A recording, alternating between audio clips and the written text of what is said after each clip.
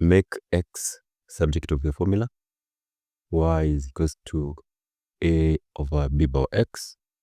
So here you have equation y is equals to a over b power x. So to start with, I'm going to eliminate these denominator. I'm going to multiply here times b power x, and also the other side multiply by b power x. So these two are going to cancel.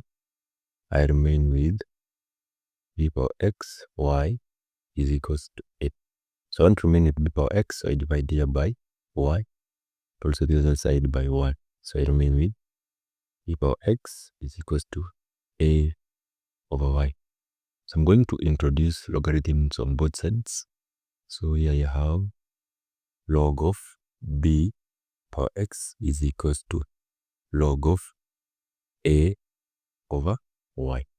And remember, from the laws of logarithm, if you have a log, then the number is raised to a power. That is, if you have log of a number a raised to m, simply bring the power back behind the log, and it becomes m log of a. So for this case, I'm going to bring the x behind the log.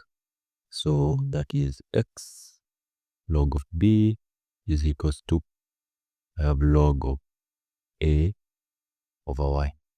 So to remain with x, I'm going to divide both sides by log b. Divide here by log of b.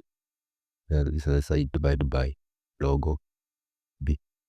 Clearly I can see that my x is equals to log of a over y divided by log of b. That is that for this example. Thank you for watching.